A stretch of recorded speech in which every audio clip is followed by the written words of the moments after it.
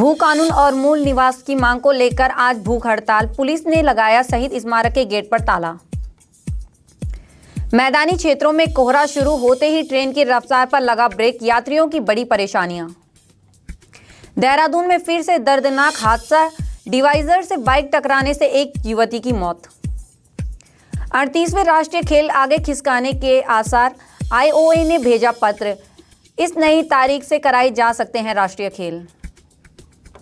सरकोट गांव को आदर्श गांव बनाने की कवायद तेज, डीएम ने ली बैठक, दिए ये निर्देश। नमस्कार, आप देख रहे हैं उत्तराखंड टाइम और मैं हूं आपके साथ अनुरागनी चौहान। खबरें अब विस्तार से।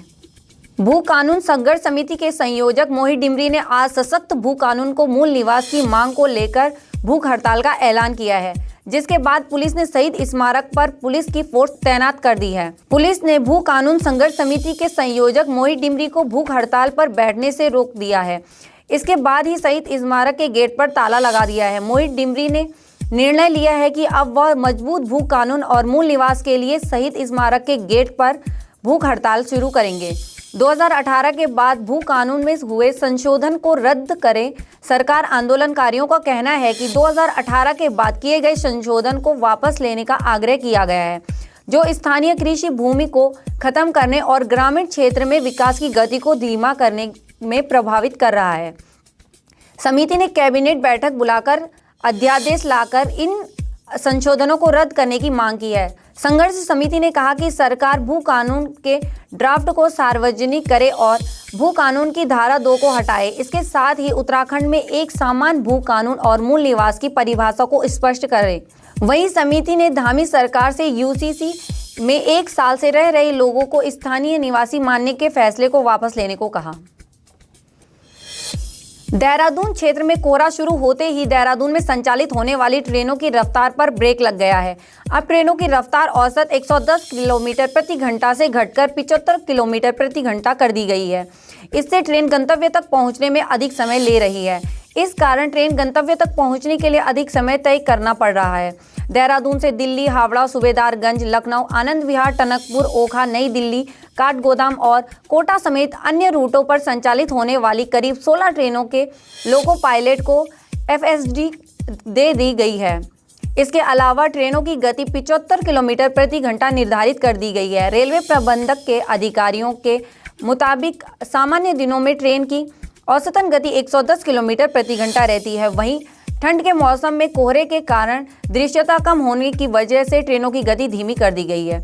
इसके लिए ट्रेनों के लोको पायलट को SFD प्रदान की गई है। इससे उन्हें GPS के माध्यम से आगे आने वाली सभी सिग्नल की समय पर जानकारी मिलती रहेगी। देहरादून में हादसों का सिलसिला थमने का नाम नहीं ले रहा है। रविवार देर रात एक बार फिर से डिवाइडर से बाइक टकराने से भीषण सड़क हादसा हो गया। इस हादसे में MBA की छात्रा की मौत हो गई। इस हादसे की खबर के बाद परिजनों में कोहराम मच गया है। देहरादून में रविवार रात दर्दनाक सड़क हादसा हो गया। मिली जानकारी के मुताबिक रायपुर थाना पुलिस सहस्त्रधारा रोड पर चेकिंग के दौरान एक कार रोकी गई। जब इसके चालक को एल्कोमीटर से चेक किया गया तो वह नशे में पाया गया।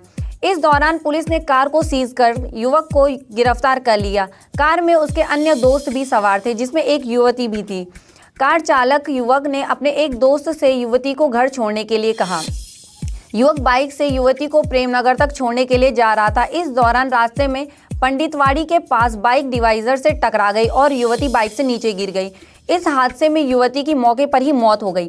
बताया जा रहा है कि युवती MBA की छात्रा थी, जो कि अल्मोड़ा जिले के रानीखेत की मूल निवासी है। हादसे की जानकारी के बाद पुलिस मौके पर पहुंची और घायल युवती को अस्पताल पहुंचाया और मृतक के शव को कब्जे में लेकर पोस्टमार्टम के लिए भेज दिया। हादसे की जानकारी के बाद परिजन देहरादून पहुंच गए। इस घटना के बाद परिजनों का रो रो कर बुरा हाल है। देहरादून में एथलेटिक्स ट्रैक की खुदाई के चलते 38वें राष्ट्रीय खेल को आगे खिसका सकते हैं। अब खेल 28 जनवरी से 14 फरवरी के बजाय 15 फरवरी से 2 मार्च के बीच कराए जा सकते हैं। आज शासन के मुख्यमंत्री और खेल मंत्री बैठकर नई तारीख का औपचारिक रूप से ऐलान कर सकते हैं। IOA से जुड़े सूत्रों के मुताबिक बीते रविवार को नई दिल्ली में भारतीय ओलंपिक संघ के साथ GTCC की बैठक में राज्य की खेल तैयारियों को लेकर सवाल उठे। फेडरेशन के कुछ सदस्यों ने देहरादून के स्पोर्ट्स स्टेडियम में एथलेटिक्स ट्रैक खोदे होने और वहां जेसीबी के काम चलने की फोटो आईओए अध्यक्ष पीटी ऊषा के सामने रखी। आरोप लगाया कि ट्रैक को मनमाने ढंग से खोद दिया गया है। इसे तैयार करने में 2 महीने से ज़्यादा वक्त लग सकता है। ऐसे में खेल कैसे होगा? बैठक में और भी सवाल उठे। इस दौरान एथलेटिक्स इवेंट को हल्द्वानी में शिफ्ट करने पर भी सुझाव दिया गया। देर शाम आईओए की ओर से उत्तराखंड शासन को पत्र जारी हुआ कि चाइना में एशियाई विंटर गेम्स 7 से 14 फरवरी के मध्य होने हैं। इसलिए राष्ट्रीय खेल 15 फरवरी से 2 मार्च के बीच करवाए जाएं, ताकि वहां प्रतिभा करने वाले देश के विभिन्न राज्यों के खिलाड़ी राष्ट्रीय खेलों में भी प्रतिभा कर सकें। चमोली के गैरसैंण ब्लॉक में सारकोट गांव को मुख्यमंत्री आदर्श ग्राम बनाने की कार्यवाही तेज हो गई है।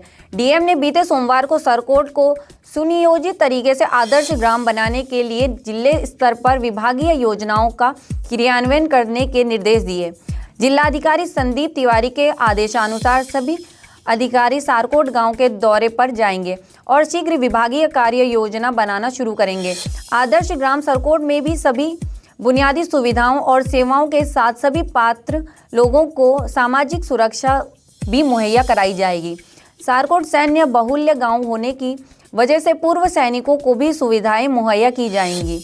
गांव में सामाजिक पेंशन से 100% लोगों को दी जाने वाली योजना का भी प्रावधान किया जाएगा। पर्यटन विभाग को गांव में लोगों को होम स्टे का पंजीकरण कराने और उरेडा को गांव में सोलर लाइट लगाने के निर्देश दिए गए हैं।